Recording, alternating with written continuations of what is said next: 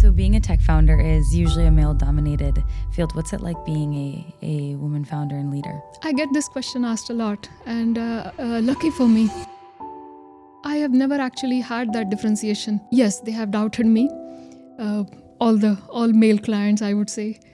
But I think those are the people who would have doubted anybody. Even a male founder, they would have doubted.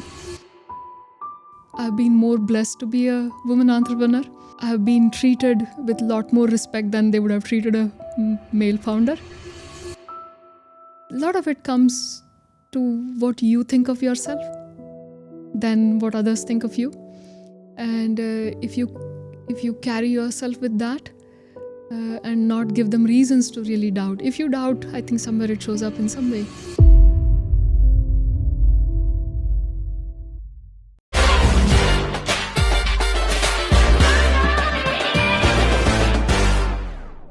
Hi, everyone. You're listening to the Sheconomy podcast. Thank you so much for tuning in. Unfortunately, Sophia couldn't be here today, so I'm taking over. My name is Alexandria Fraser, and we're joined here with Sarabi Shenoi. Thank you so much for coming. Thank you for having me.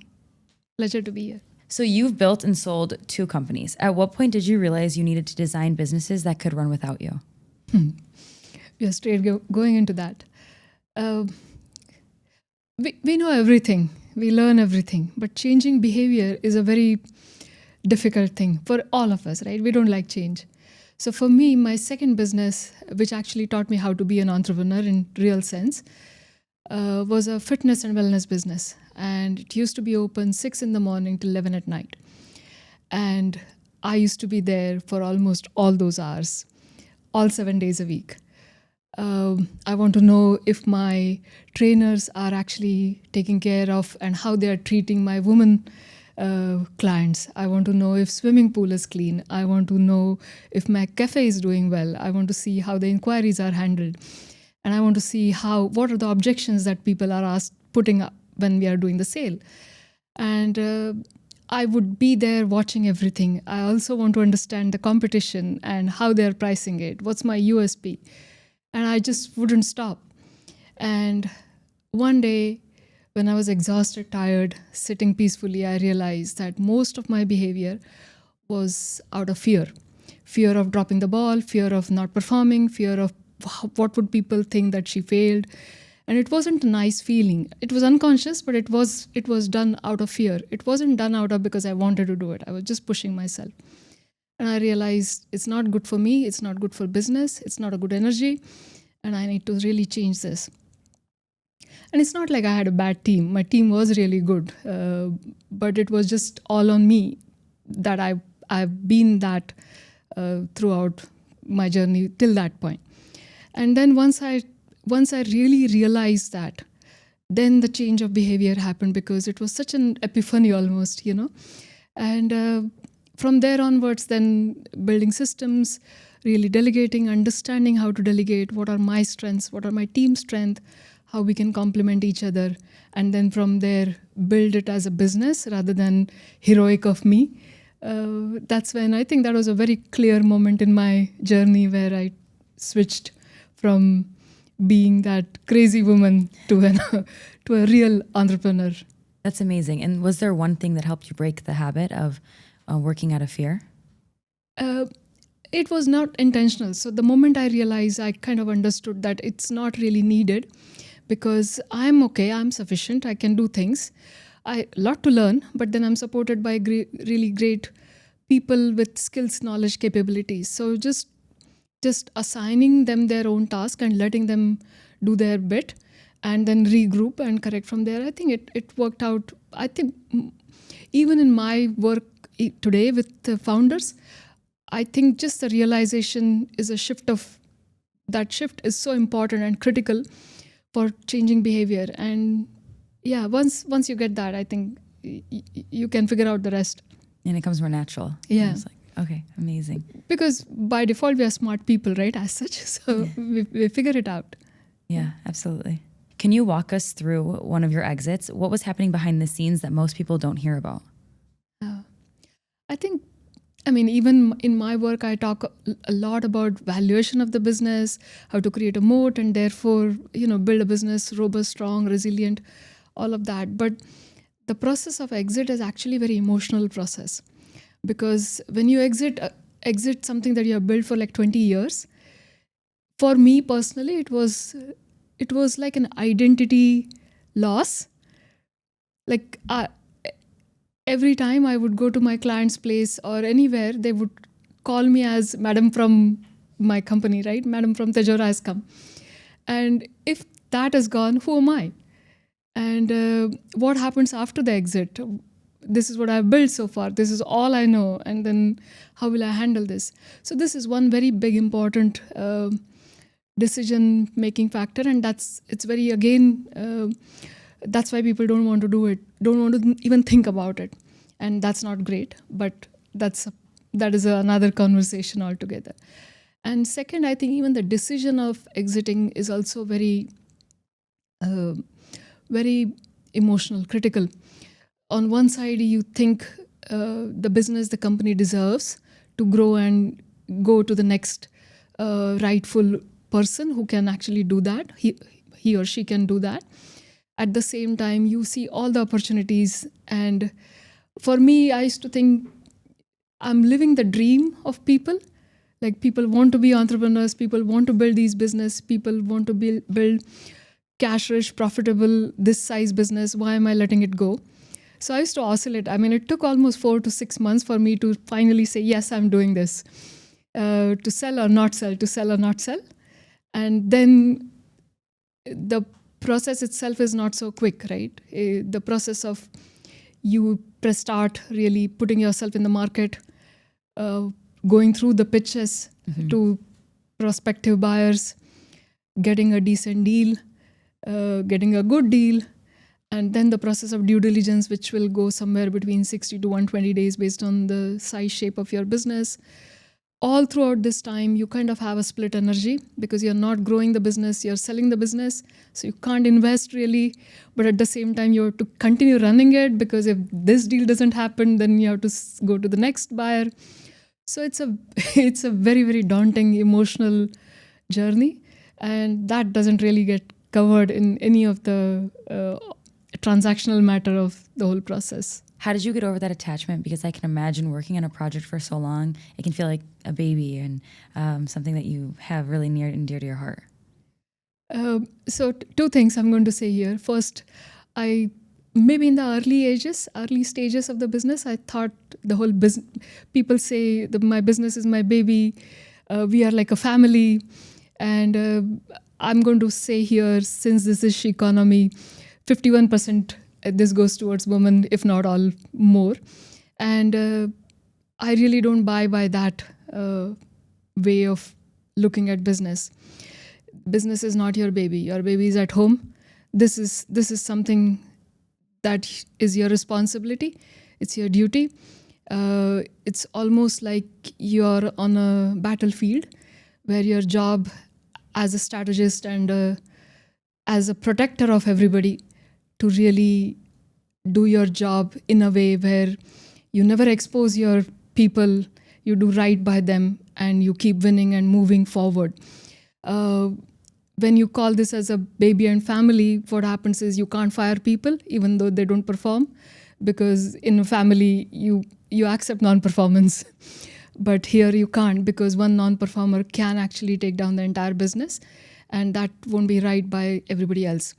And the same is true. Why should, if your company is not growing at a pace that employee is growing, they have all the right to go out and look for another job. So when you create it as a family, you can't really sustain that feeling and emotion. And everybody feels betrayed. Everybody feels something is not right here. So let's call what it is, right? It's a workplace. We earn our respect by the capabilities and qualities that we produce. We respect each other because of who we are, and there are boundaries and the set roles.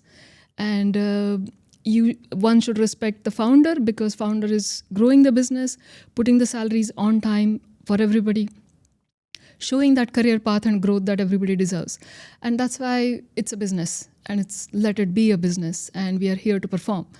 That's as simple as that. Being said that, we are still emotionally attached. When my team is with me for 7 years to 13 years at any given point in time, I have a responsibility towards them. They have committed their time and lifespan to me, and I'm supposed to deliver. And a point came where I was in my own journey of life. I realized that for this company to go beyond where we were, 200 people plus strong engineers, BFSI, banking, financial services clients across globe, working with US, India, UAE. I realized that somebody else needs to take this to the next level, and I was kind of not the right fit anymore. For me, from enjoyment point of view also, I'm a builder, I'm an operator, I'm not a corporate. And slowly it is becoming a corporate when you start growing from 200 to 500 people.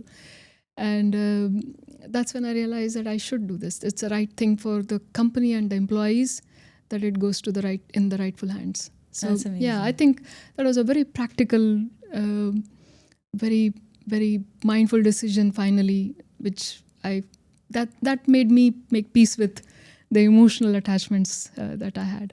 Yeah, so kind of taking a step back and saying, you did what you could now, and now it's time to hand it over to someone. Yes, absolutely. Yeah. That takes a lot. I admire you for that. That's amazing. Thank you.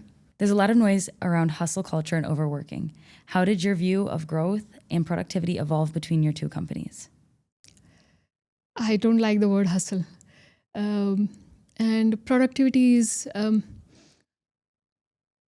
20% of our work brings 80% of our results. And it's not a theoretical line, but I'm a living proof of that. And today when I work with founders, first step of my engagement with them is, I want your timesheet. This is what I tell them. I want you to tell me if you take the first call at 8 o'clock in the morning, from client, from employee, from bank, whoever, write it down. 9 o'clock, write it down. 10 o'clock, write it down. I want your timesheet for next 7 days. And I want to tell you, I don't really have to do anything after that. Once they see their own data, they realize what is really moving the needle and what is just busy hustle. And they do it because I think we want to earn our success, which is so, I want to use the word ridiculous. It's not needed. Mm-hmm. Things can come to us with ease. I'm somebody who would not move at all if I don't know why I'm moving and what's the end game. And rather than trying 100 different things, if you just spend time in thinking and deciding these are the 2 things I want to do, and I want to really, really do them well, you wouldn't need hustle. You wouldn't need a productivity tool. It's not required. Success is coming to people only by doing really, really few little things, but doing them well. But it's just justification of the success that we need to tell the society. I think that makes us do all this drama that we end up doing. Not required. Productivity is, no. If you know why you're doing what you're doing and just do that, you wouldn't need so many tools and apps. Yeah, there are to-do lists. There are school pickups to be done. There are parent-teacher meetings to attend. And then there are business clients to be managed. And there is so much happening. But these are tasks. You don't really have to get drained by them. You just do them. And I also believe in not all tasks give you energy. There are times where I'm sure if there could be days where you work for like 12, 15 hours and you still feel fully charged. And there are times when 2 hours work can actually drain you, because we as humans have our own disposition, right? Some tasks will energize us and some tasks will drain us. And I've seen this in my office. There's an accounts person and a graphic designer. If you swap their task, they won't be able to do it. Not because they're incapable, but they're just not those people, right? I mean, accountant thrives on these numbers and spreadsheets, whereas the designer would not be able to understand and really get bored. So if you choose the work that gives you energy, you don't really need to manage the work. You just do it. And underlying emotions are not required. So I think it's very easy, actually, if you just take a stock of what you're doing and do the work that really creates impact and moves the needle, you'll be much better off and chilling more. Especially, like you just alluded to, it's with your talents and your passions where they overlap. Yes, exactly. Yeah, there's a Venn diagram, and the small sliver is where you have to live mostly. Absolutely. Yeah, it's pretty easy actually if we don't make a drama out of it. Absolutely, and kind of compartmentalize when you're having those emotional times. And people have created this work and life split, right? It's a very integration. It has to be an integration. We cannot live without our work today. Actually, I mean, can I imagine my husband in the house for more than 12 hours? I'll kick him out, right? I can't take him. So you do your work. That's required for me that he's doing that, and vice versa, right? So work and life are just life. And if we have a clear idea of life first, so we just pay attention, right? And we just do what is required by the life at this moment. And if it is work, 18 hours of work, sure, do that, enjoy that, and come back and rest. That's fine. So the split and all of this, I don't buy any of that. Yeah, I mean, having them come together, it's much clearer for sure. Yeah. So being a tech founder is usually a male-dominated field. What's it like being a woman founder and leader? I get this question asked a lot, and I have lucky for me, I have never actually had that differentiation. Yes, they have doubted me. All male clients, I would say, they have doubted if I can do their work. I'm sure even some of the employees who walked in doubted if I'm capable to sit in that seat. But I think those are the people who would have doubted anybody, even a male founder, they would have doubted. I personally think I've been more blessed to be a woman entrepreneur. I have been treated with a lot more respect than they would have treated a male founder. A lot of it comes to what you think of yourself than what others think of you. And if you carry yourself with that and not give them reasons to really doubt. If you doubt, I think somewhere it shows up in some way. I'm not saying the world is the most sanest place, but I would just say I've been blessed. I have taken wrath from my customers when my team or we actually made blunders and mistakes, and I'm happy with that because we deserved it at that time. And they didn't spare me. If they would have spared me, I would have thought, oh, they are letting me go because I'm a female entrepreneur. But actually the opposite was true. And at the same time, they have spared me some curse words because I'm a woman entrepreneur, right? So sometimes actually my delivery head would come and tell me, you please call, he would be a little nicer to you, you know? So it works both ways. The thing is, from a tech founder, I think the biggest factor that would come is when you raise funds. Maybe that is the time when it actually could be slightly differentiated, a male founder versus a female founder. But lucky for me, I never did that. Mm-hmm. Both my companies were self-funded. And so I think I will count it as a blessing to be a woman entrepreneur. You've self-funded both of your startups and taken them to exit. What did that path look like, and how did it shape your approach to money and ownership? When we start a company, when you start a business, there need to be few non-negotiables. These are your core values. And for us, actually, freedom was one of that. Why do we quit our business and start a company or business like this?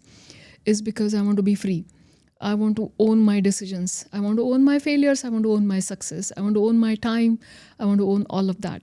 So if the freedom was the most important thing, then it kind of felt not right for me, for us to go out and get an investor who then later would tell us what to do and be answerable to them because we have taken money from them.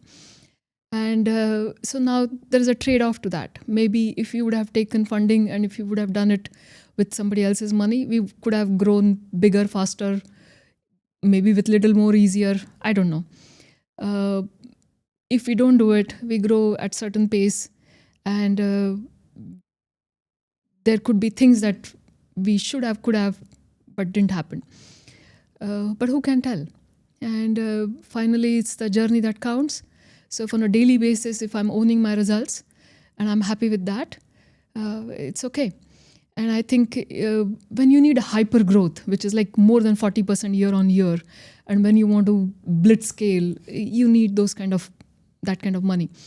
But if you're satisfied with something like a rapid growth, which is 20% year on year, which is still reasonably good, it helps you pump in more money next year from the 20% profit that you get.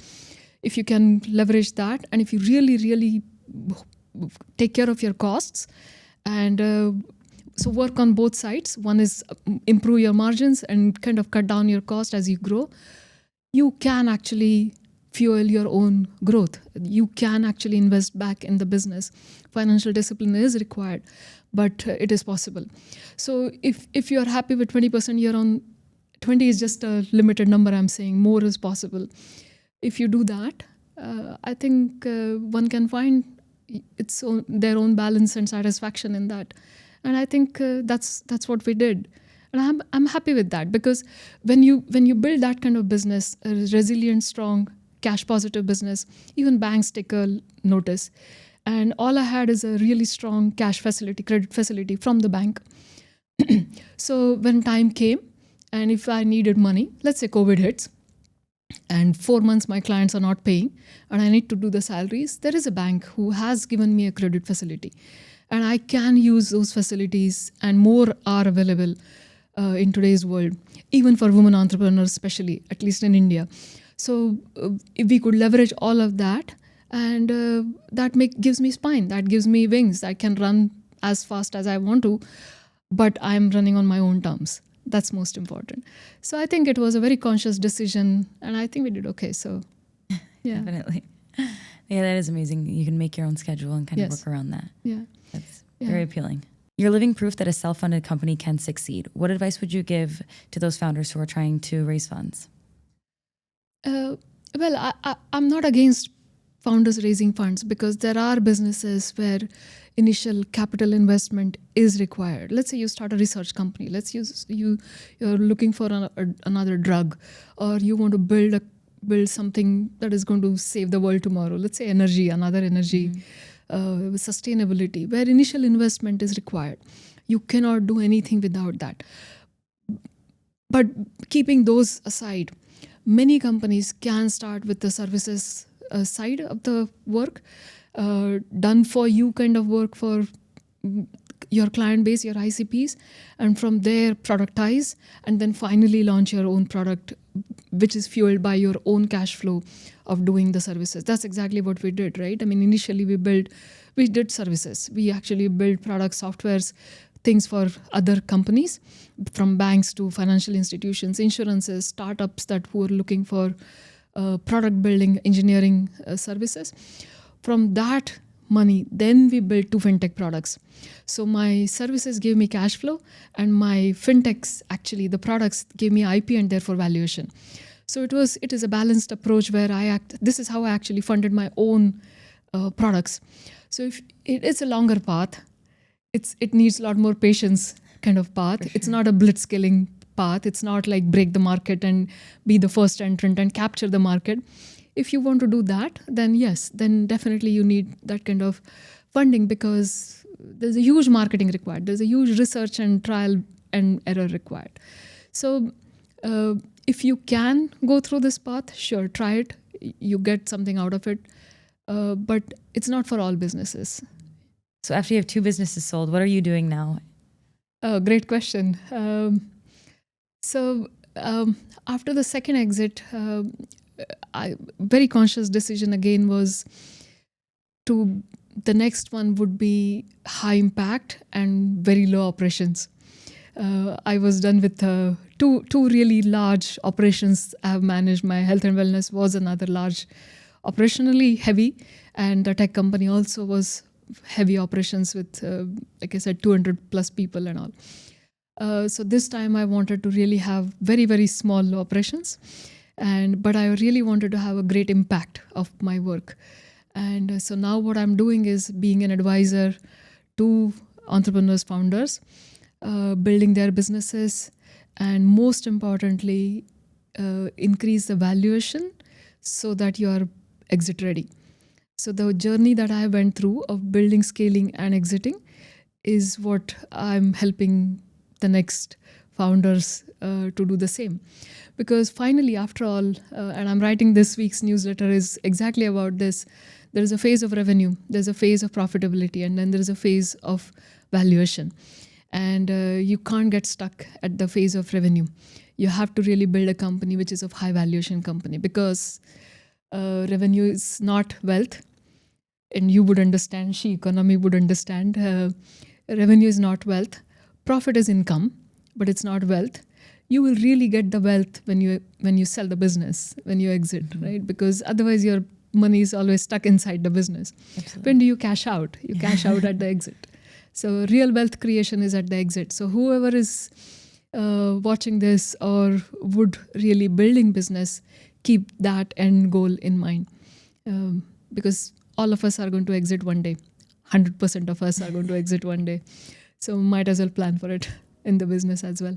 Absolutely amazing. Well, thank you so much for all of your insights. This was such a nice conversation. Same here. Thank you. And you're very inspiring. And so Thank you. we'd love to have you on the Sheconomy podcast. Thank you. My pleasure to be here.